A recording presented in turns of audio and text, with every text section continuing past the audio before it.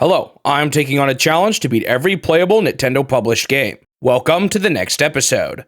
The next games are Versus the Goonies and the Goonies for the Play Choice 10. Wait, Nintendo made a game based on the Goonies? Well, not really. These two are a pair of third-party games that Nintendo released ports of on their arcade machines. If you're curious as to why I've included these games in the challenge, I go into a bit more detail in my Versus Raid on Bungling Bay video, but basically it's because Nintendo themselves handled the advertising and distribution of these games. On the Versus System flyer for the Goonies, the only logo we can see is Nintendo's, and on the back we can see Nintendo's address listed under the contact info. While individual Play Choice 10 games didn't typically get dedicated flyers, you can find most of these games in ads alongside other Play Choice 10 games. For example, for the Goonies, here's a flyer for the Play Choice 10 that includes both pro wrestling and the Goonies.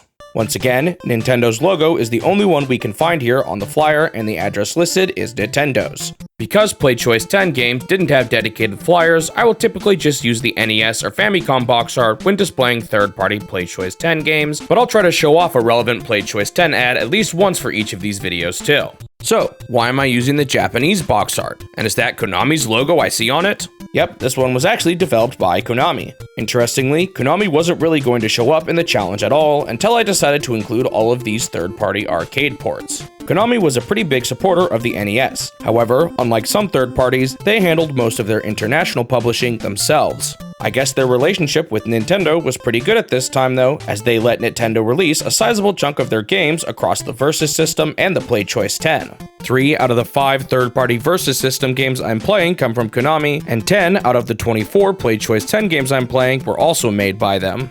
As for the reason I'm showing the Japanese box art, well, to my surprise, the home console version of this game was an exclusive to Japan. I'll be honest, I'm not exactly sure how this happened. I always assumed the film was more of an American sensation, but I guess it was popular enough in Japan to receive its own video game. That's not all though. In Japan, the game apparently sold close to 1 million copies too, much to the creator's surprise. The game was apparently supposed to be a triple release for the Famicom, MSX, and arcade, but the arcade version never came into existence, and the MSX version ended up being quite a bit different due to disagreements between the people in charge of the projects. While the Famicom version never got an official port to the West on the NES, the Versus System and Play Choice 10 versions did make it overseas. The game eventually got a sequel too, and that one did get released on the NES in the West. So yes, that meant you could buy the Goonies 2 for the NES, but not the Goonies. On the topic of the movie, I have a confession. I didn't ever watch this movie growing up, so I didn't really know anything about it before playing the game. I'm pretty sure my first exposure to the film was an old internet meme with the kid doing the truffle shuffle to deflect a bunch of bullets. However, I decided to watch the film before making this video, so now hopefully I can understand more of the references. Before diving into the game though, this is actually the first Play Choice 10 game I'm going over in the challenge. I've briefly talked about the Play Choice 10 before in other videos, but I want to take a closer look at the history of the machine in this video. Looking back on Nintendo's arcade output, there was a clear shift around the time Nintendo released the Famicom. While they still sprinkled in a few arcade originals here and there, by and large Nintendo shifted their focus to the home console market. However, Nintendo wasn't ready to abandon the arcade market entirely yet. Instead, they decided to leverage the time they spent developing the NES games and make ports of many of their NES titles to the arcades through the Versus system. I've already talked a lot about it before, but as a quick refresher, the Versus system allowed arcade owners to buy the games separately from the machines. It proved to be quite popular, especially in the US, reportedly selling around 100,000 cabinets there, and that's not even including all the individual game sales. With the success of the Versus system overseas, Nintendo decided to make a successor, the Play Choice 10. The machine took the idea of bringing their NES games to the arcades to the next level. Instead of modifying the games to fit a quarter payment method, the Play Choice 10 was timer-based, and arcade goers could extend the time by feeding in more quarters. Additionally, most Play Choice 10 games were essentially unmodified from their NES counterparts. This allowed for much easier ports of their NES titles, and it made the machines feel more like demo machines, enticing players to purchase an NES to get the full experience uninterrupted. Additionally, as the name suggested, arcade owners could install up to 10 different NES games on a single machine. The Play Choice 10 launched exclusively in the West, as at this point, Nintendo had opted to pull out of the arcade market in Japan altogether. Apparently, this was due in large part to changes that were made to Japanese laws, as new legislation was created to combat gambling, and the vague language used made many arcade owners concerned about what kind of arcade machines would be targeted. In fact, while I couldn't understand its Japanese sources, according to a paper I read, the Versus system was directly called out during the hearings as a machine that could potentially be used for gambling due to it having swappable games. Companies like Nintendo became worried that these new laws would cause many business owners to sell their used arcade PCBs overseas. Apparently, Nintendo's departure from the Japanese arcade market was pretty sudden, although from what I can gather, Nintendo's arcade presence in Japan with the Versus system was already starting to dwindle anyway, so this departure might have just been inevitable regardless. Nintendo's arcade woes didn't end there though, as the PlayChoice 10 ended up not being as popular as the Versus system. Globally, it ended up selling an estimated 30,000 units. While nothing to scoff at, the estimated 20,000 PlayChoice 10 units sold in the US was a far cry from the estimated 100,000 units that the Versus system sold in the US. Interestingly, the machine apparently did quite well in the UK, proving to be a popular machine at pubs throughout the nation. Now, in the challenge, I already passed the launch date of the PlayChoice 10 just recently, which happened in August of 1986. However, all of the launch titles were Nintendo games I've already played, and I decided to not play PlayChoice 10 games if I've already played them on the NES. While this machine does add the timer and an info screen to replace the manuals, I saw these changes as more of a part of the PlayChoice 10 itself and not a part of the games, similar to how Virtual Console releases add a save state feature on the 3DS and Wii U. The Goonies on the PlayChoice 10 actually released sometime during the next year in 1987, but we're talking about it a bit earlier since I'm combining it with the summary for the Versus system version. This ends up working out well anyway, since it gives me a chance to talk about the PlayChoice 10 pretty close to its launch. Alright, with the history of the PlayChoice 10 out of the way, let's jump into my time with the games. I started with Versus the Goonies since it came first, although it's a little less faithful to the original Famicom version than the PlayChoice 10 version, as we'll soon see.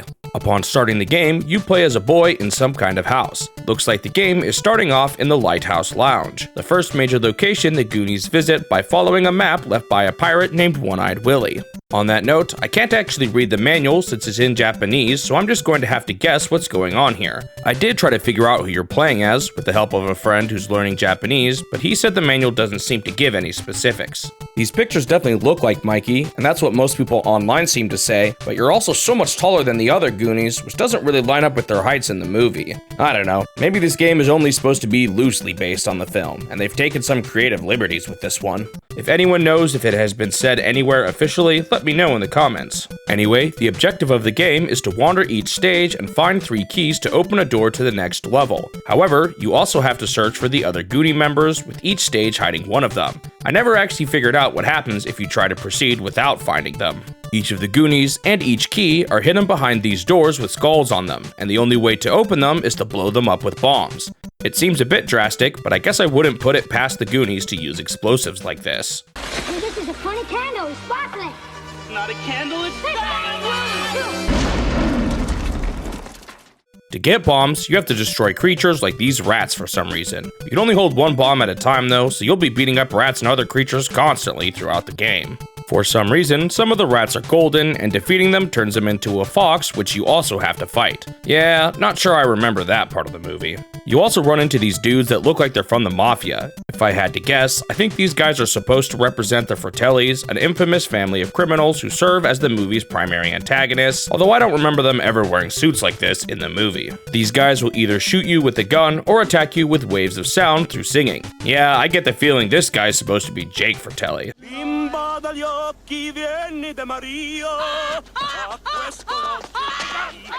Anyway, this first stage is pretty small and not all that difficult, but man, touching the enemies did a lot of damage. I pretty soon lost my first life by jumping into one of the Fratellis. Thankfully, I didn't really lose any progress by this though, and I pretty easily found one of the Goonies and all 3 keys, although I did get wiped out by a golden rat soon after. Alright, I managed to beat the first level, but I only had 1 extra life left. Let's hope this one is forgiving with it continues. For the next level, I descended to an underground area with pipes everywhere.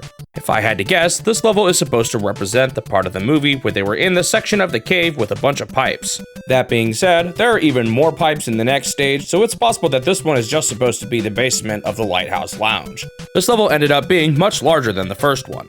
There were now multiple different screens with branching paths and doorways. There's also some hazards built into the stage with pipes that randomly shoot out flames or something. In this level, I found a few types of items.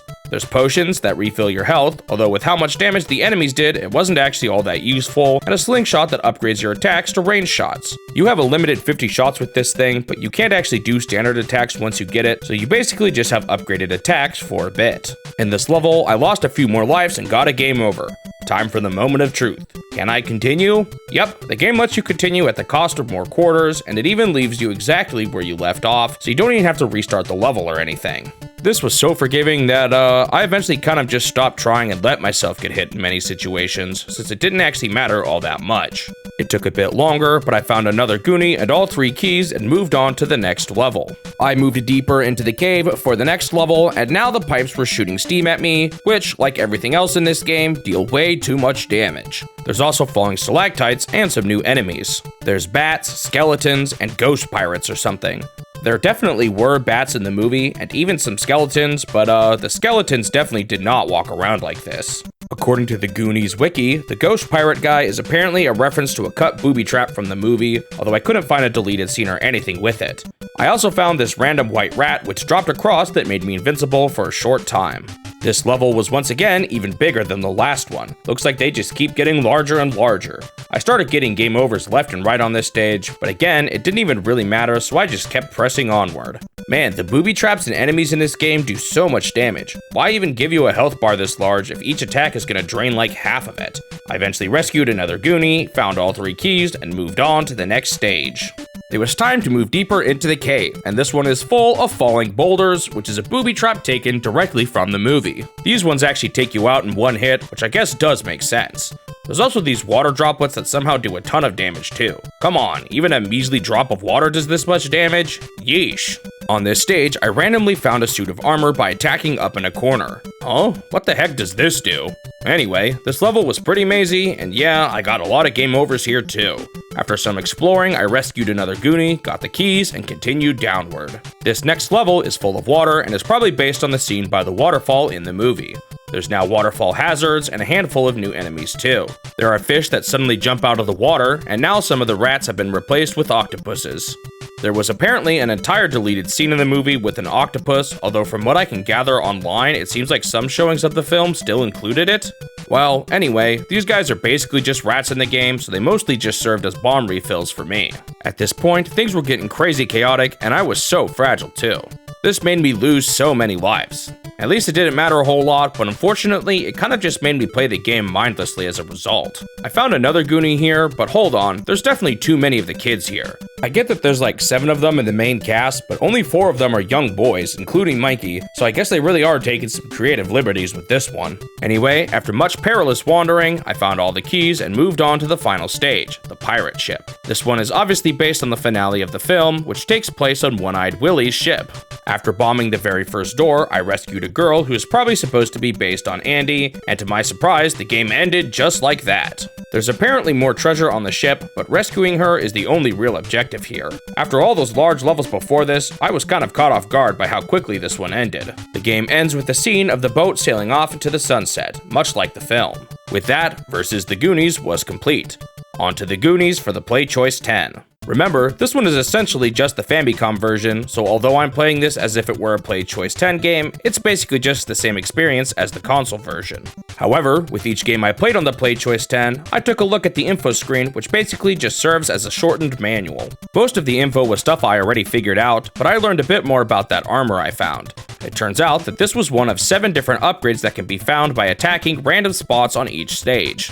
The info page didn't say what they actually did though, but I soon found out that these are each some pretty useful permanent upgrades. The headphones protect you from the singing, the raincoat protects you from the steam, waterfalls, and water droplets, the helmet protects you from falling stalactites, flame suit protects you from the flame jets, the backpack allows you to carry 2 bombs, the armor protects you from projectiles thrown by the skeletons, and the spring shoes help you find a warp in a particular spot on stage 3.